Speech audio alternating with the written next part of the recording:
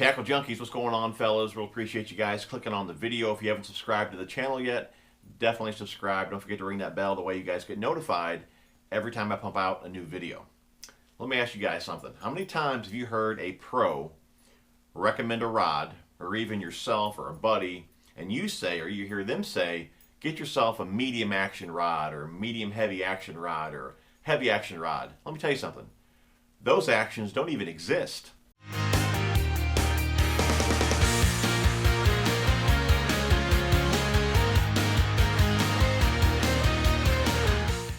Alright fellas, what we're going to do today is go over power in action and how the right power in action can really benefit you out on the water. We're also going to go through our MTB box here, go through the baits, and I'll let you guys know what power in action I would use for the baits in the box. If you guys would like to get your first box for as little as $5, you guys can use code TJ81, link down in the description. When somebody says medium action, okay, like I said, that doesn't even exist, okay? Medium is the power of the rod, okay?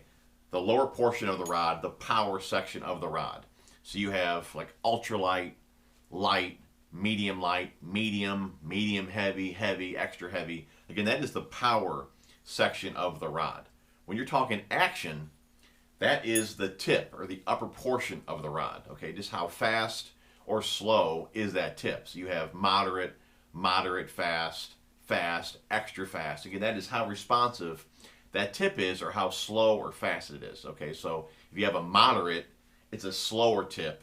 If you have extra fast, it's a much faster tip. It's very responsive, okay? So the faster the tip, the more responsive the tip, and the slower or more moderate action of the tip, again, the slower that it is, okay?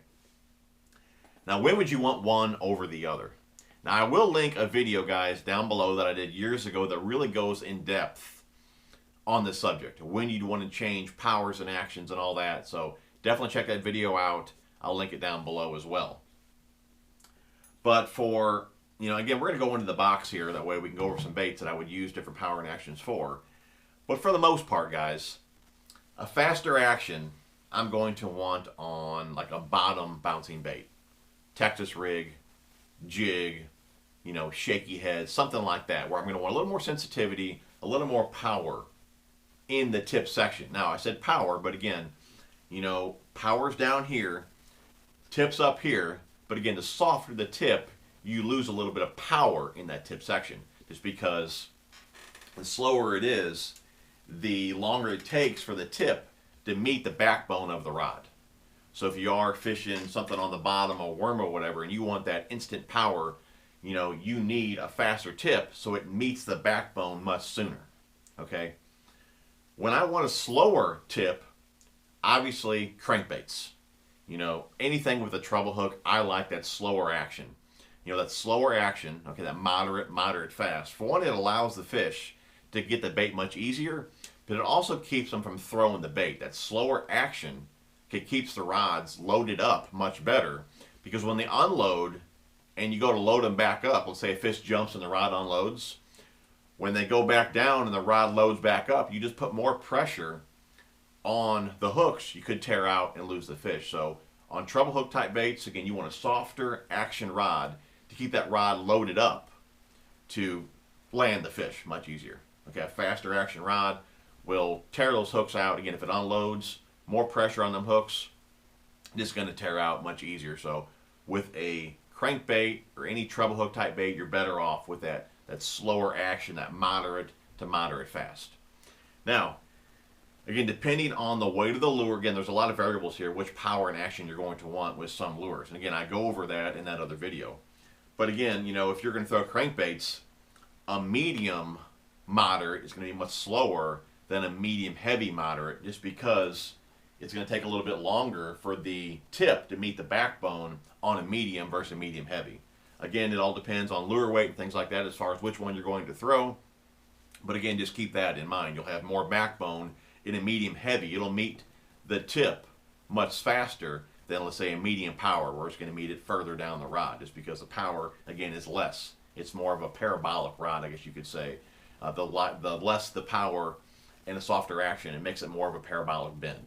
Where if you have like a heavy power and it's a moderate fast, okay, you'll have less bend just because there's more meat in the backbone with a heavy versus a medium or a medium heavy. Okay, hopefully it's not too confusing. Again, I go over this again in the other video in more detail, but I'm just saying it may vary from different powers just because the backbone is further up the rod with a heavier power rod versus a lighter power rod. Okay, so that's kind of what I would use a softer action for. Mainly crankbaits, but I also like softer actions for moving baits. So for spinner baits, chatter baits, swim jigs, things like that, I also like a softer action rod. Now I don't like them as soft as a cranking rod, and again, they're not going to be that soft because like on, like say, a swim jig, I'm going to use a heavy power with a moderate fast action. So again, the power is going to be much further up the rod, meeting the tip, versus that medium or medium heavy that I would use, you know, with a crankbait. But again, same principle, you know, with a moving type bait, that slower tip just gives them that extra second to get the bait, and again, helps you fight the fish as well. Okay? So it's kind of a rule of thumb, you know, crankbaits, that moderate fast. Again, moving baits, I still like that slower tip, more of a moderate fast. And for anything I'm going to work on the bottom, I like just a faster action. Again, a little more sensitive, a little more power in that tip, meeting the backbone much sooner. All right, guys, now let's go over the baits in the box. All right, first up we have the Karl's Amazing Baits Shiver Shank Dive 6 to 10 foot. Okay, one of the most important things on choosing a rod is the lure rating. Okay, let's say this weighs 1/4 ounce. You need to make sure that your minimum rating on the rod is at least 1/4. If it's 3/8, then this is not enough weight to load that tip on the back cast. For one, when you come forward, if you don't backlash, you're not going to get that far of cast. Again, just because you don't have enough weight to load that tip properly. So when you're choosing a rod, just make sure that you at least meet the minimum rating on the rod. But again, I would use a cranking rod with a crankbait here, either medium or medium heavy. Again, depends on the lure weight. And then of course I want that moderate to moderate fast action. All right, next up we have the Molex Nano Jig and a little trailer here, the Z-Man TRD Hogs. Nice little finesse combo there. Now when you think jig, I'm sure you're thinking heavy power rod, 50-pound braid, 20-pound fluorocarbon. Keep in mind this is only 3/16, and that's a little light wire hook in there. So you cannot put this jig on that kind of combo. You know, for one, it's not going to be enough weight to load that rod. Two, that heavy of a rod with 50-pound braid or 20-pound fluorocarbon, you'll just bend that hook right out. So again, you got to pay attention to the lure weight and the wire diameter. Again, something I go over in that other video. So with a jig like this, you're going to want to, for one, maybe put it on spinning gear. Two, you could put it on casting, maybe in medium power. But again, you got to make sure that you have the right rod to load this little light jig here, or you will backlash all day long. So for some of you guys, you may want to go with spinning gear. If you're more experienced, you could put this on casting gear. Again, when you're going a lighter power rod, lighter lure, you're also going to want to use lighter line. Again, I mentioned that in that video as well.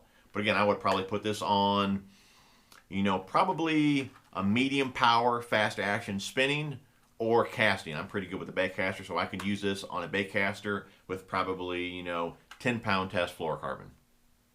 All right, last up here we have the Excite Baits Baby Uber Shad and hook here from Penetration Hooks. So we have a nice little Fluke combo there. I would put that on like a 6/8 to 6/10. I like a shorter rod, working a Fluke, just like a top water. I'm using a downward motion. I don't want to be smacking the water or smacking the boat. Again, I want a faster action with this presentation here.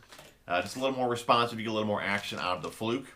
Again, I do go over in that video, again, that I'm going to link down below. You know, in certain situations, you may want to go lighter in power or heavier in power. Again, it depends on, you know, the hook diameter, fish that you're around, cover, things like that. But for the most part, a medium heavy fast is what I would use, you know, with a Fluke combo. I believe that's all that's in the box here. Yeah, we got a sticker, Devil Digest.